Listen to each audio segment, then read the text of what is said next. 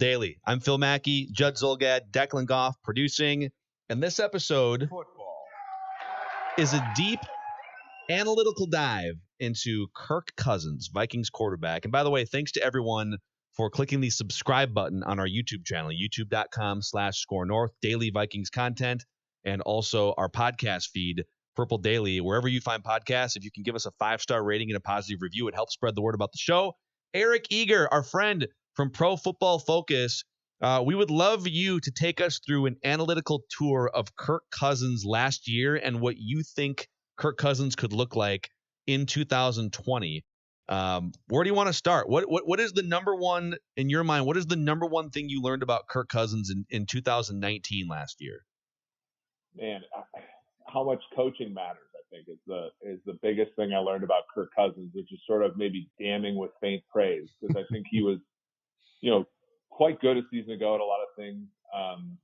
But when you look at the difference between how he performed in 2018 with John DeFilippo and how he performed in 2019 with Kevin Stefanski and, Gary Kubiak, you saw a number of things that, were force multipliers for him in 19. Stefon Diggs, his average depth of target increased by 5 yards last year, which is the second highest we've ever seen in terms of an increase. And you saw the big plays. The Vikings were a team, especially in the month of October, that could score quickly. And when you have a quarterback who's prone to mistakes like Cousins, you don't want to have to cross the street 10 times on the way to get to the end zone. Sometimes you just want to score in a quick chunk. And, Stefanski facilitated that a lot of play action, a lot of, Cousins was like, had a perfect pass rating, I believe, rolling left last year, which is almost all those bootleg plays that they had set up. And it was a very good approach by the Vikings, a very good, comeback from 2018 where they sort of said, you're being paid all the big money. We're not going to give you a ton of advantages. You got to go out and earn it. To 2019, they said, no, we're going to baby you a little bit. And, under that sort of tutelage, he was able to perform well. So what's the chance then with Kirk making so much progress, Eric, from 2018 to 19? The expectation for real progress now from 19 to 20, is that realistic, or is what we saw really from Kirk in 2019 probably Kirk at Kirk's best, and he sort of hit that ceiling now? Well, and we even saw that sort of in the second half of the year. I think if you take out the month of October, although, and you certainly can't, obviously, that's not how it works. But if you take out those the Twins would be amazing if you could take out the month of October, Eric. And the awesome. Yankees. If you put all the best Twins players from those, remember like 2011 to 2017, you took all the best Twins players and made a group of 25. Scott Diamond's best year, you put him in there, they would have had a pretty good season one of those years. But ultimately, the issue is always being able to string it all together, and that that's kind of the thing with Cousins. You saw in the second half of the year, whether it was because, and I think this is emblematic of what could happen this year, Adam Thielen goes out. They only have one wide receiver that's really of NFL caliber on the team. You play a little bit better defenses, you play a little bit better offenses on the other side. And he decreased a little bit. Now, in the playoff game against the Saints, he had a couple nice throws, and we sort of forget that down the stretch they were not a great offense a season ago. So I agree with you. I think this season is going to be really interesting. When you look at the analytics about quarterback play, year to year, it's how good the guy does in a clean pocket without play action. That's the thing that's steady. That's the batting. That's the that's what something like the BABIP in football is.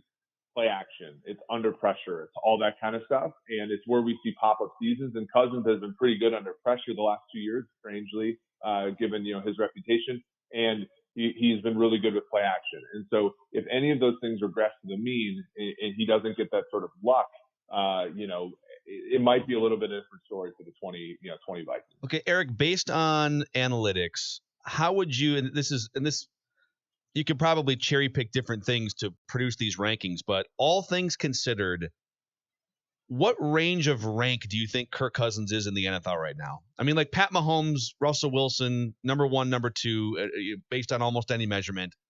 Like, are you putting Kirk between 8 and 10? Is he between 12 and 15? When you look at just from an analytical perspective, where do you rank Kirk Cousins? It's a great question, because there's so many quarterbacks that are in this sort of band of players who I think when you give them, the great infrastructure, they can look awesome. Think about Jared Goff. Think about the difference between Dak Prescott in 2018 and 2019. When I think about Cousins, I think about a player who's probably, and even thinking about some of the older players maybe a little bit more highly than I should. I think Kirk is somewhere between 7 and 14. That's a pretty wide band. Yeah, that's fair. But that's not like on any given day watching him play, that's accurate. That's very fair. Like there are some days where you're like, my God, this dude is a fringe top 5 quarterback. And then there's other days like at Chicago last year where 14th might be generous. So yeah, well, or even Green Bay, where in the span of a game, he the first quarter he's unplayable, and the second, and then the last, his decision to throw an interception in the end zone was, again, just shows the sort of a lack of awareness that we've become accustomed to. But in the middle of that game, he's fine, and the middle of the season, if you look, I was saying this to Judd on Twitter, I think when Kirk sets his feet and throws the ball where the coach intends him to throw, I don't think there's a better arm talent QB in the league, save Mahomes and Russell Wilson. But the issue is that can he, and I know Sage talks to you guys about this all the time, can he improvise? Can he go to his second read? Can he, do any of the things that sort of like separates him from just being a quarterback that's kind of a robot out there to being a guy who, can really win a Super Bowl? Because ultimately we saw in early February, you're going to have a bad game. And it's, can you overcome things like that? Can you overcome playing a defense that's the top of the league? And the difference between Mahomes and the difference between Cousins is exactly what we saw in the second half of the Super Bowl versus what we saw in the second half of the divisional round. In your mind, Eric, how good are our Cousins and by extension Thielen without Diggs? It's tough, but I think it's going to be a very difficult season for the Vikings on offense. And I think it would have been less so had we not had to deal with the pandemic. But I think Stefon Diggs is probably the best player on that team. And just because of all of the stuff that he was able to do from, 2018, he was an underneath receiver, picking up first downs, getting, sort of being more of a possession guy. And then a season ago, being able to take the top off the defense. I think I can't remember exact total, but he turned in his yards per target were astronomical last year. And, while I think Thielen is great, I don't know if he's as versatile as Diggs. And then you look at, Justin Jefferson on the other side. Justin Jefferson played 5 snaps last year outside of the slot. Yeah. So, it's just a tough projection, moving him in there and they're going to want to play a lot of 2 wide receivers. And I know they can sort of manufacture slot touches for Jefferson, but that was really where Thielen was making a lot of his money earlier. So it's a tough one. And they struggled last year without Thielen, and that was with Diggs as being one of the best receivers in the league as their sole wide receiver. If that's the case again this year with Thielen, and you don't get as much as you need from Jefferson, Olabisi Johnson doesn't develop, or Irv Smith doesn't kind of play a more versatile role. Mm-hmm. It's going to be a tough sell for me on the Vikings offense. And to go back to your point about Kirk, and we all know that Kirk's greatest success comes when Kirk stays on script. Kirk is a great actor if he's got the teleprompter working. If it goes out, he's sort of screwed. This, to me, ties into Jefferson's development. And there seems to be this going theory among fans of, well, he's a first-round pick. He's going to step in from day one. I might buy that, Eric, if you had OTAs, mini camps, right? But Jefferson's going to show up on day one of training camp having had a virtual off-season program. And I'm sorry, but that does not substitute for being on the field. And so I think this conclusion that people are coming to now that Kirk Cousins and Jefferson are going to be great from day one is sadly mistaken, because Cousins' abilities and Cousins' comfort are going to mean that Justin Jefferson from day one has to do things right. Stefon Diggs did those things. Thielen can do those things, and maybe Jefferson can at some point in time. But I think to assume that he's going to show up at training camp and run a crisp, proper route every single time is a dream.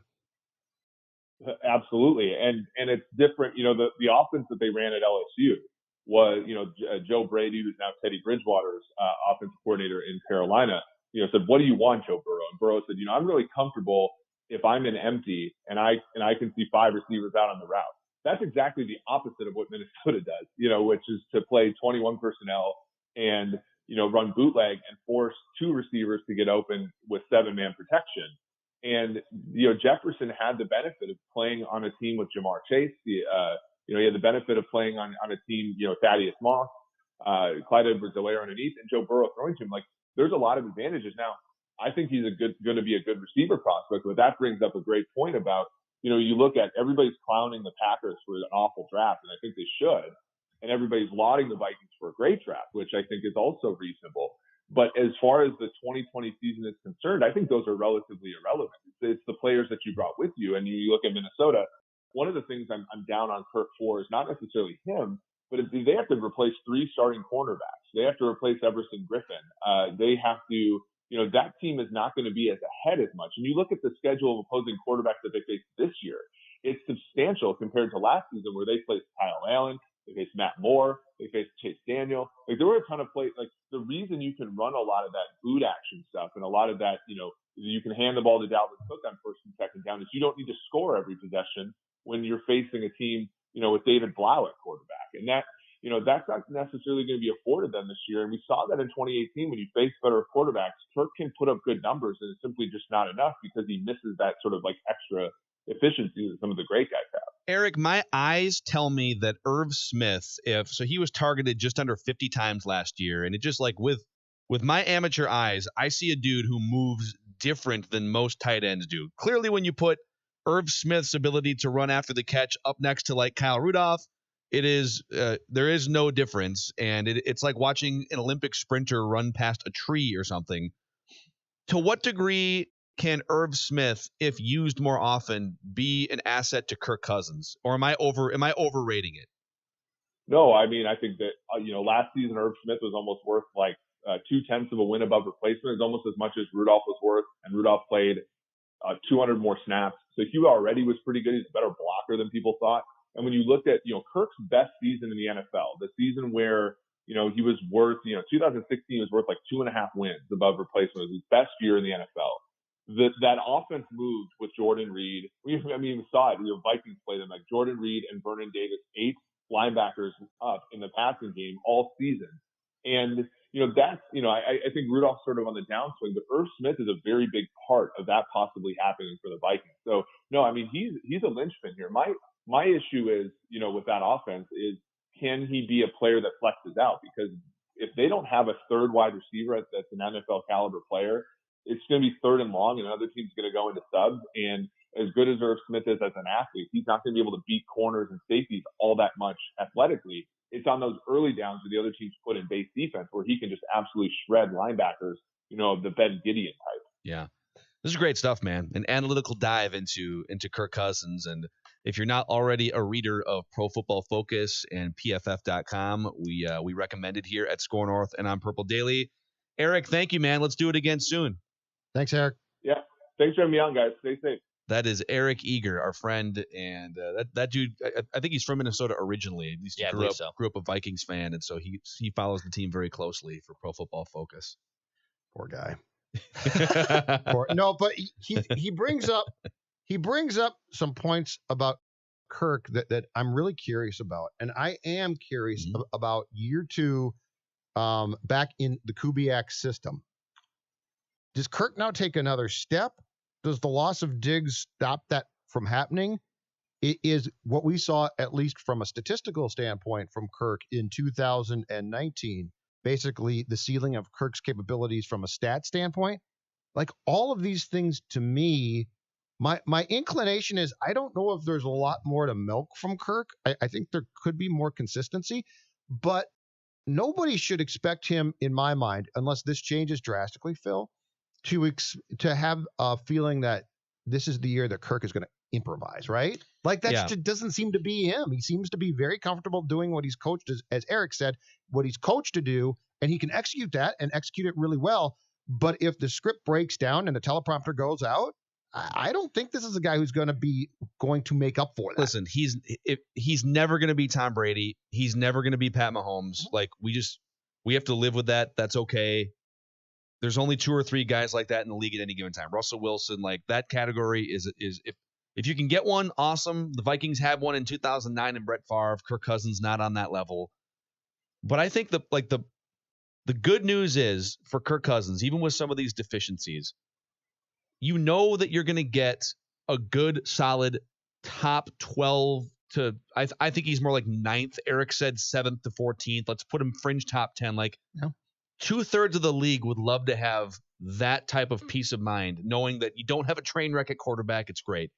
And I think if the comfort level with the system, and if, replacing Stefon Diggs is going to be really difficult, but if Kirk Cousins can just be better in some of these moments, like fourth quarter Green Bay, don't throw that pick, dude.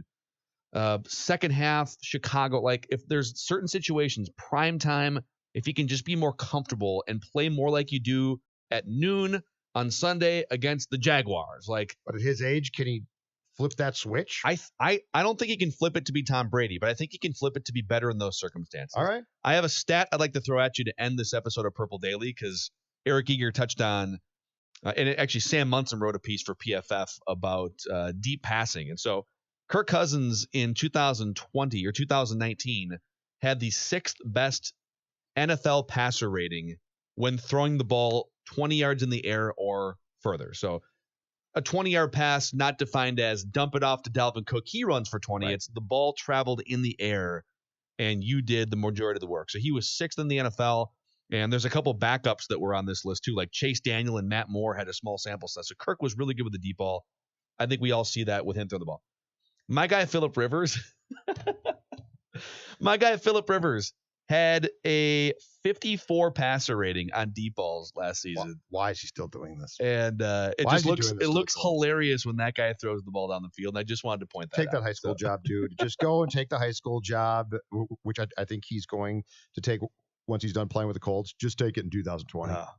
Man, I still love him. Well, yeah, I still want to see him sling the ball around. Great career. I think he's a charismatic dude. I like him, but it's just that Vikings game was so hard to watch in Los Angeles last year and in California last year. And if the Vikings are lucky, the same thing will happen in week 2 when they play the Indianapolis Colts. Phillip Rivers slinging 6 interceptions around the lot. Yeah, Colts will be an interesting team. Colts should be on the come a little bit, but yeah, who knows with Phillip? He might throw 5 picks in that game. Thanks to Eric Eager for making us smarter on this episode. We'll see you next time on Purple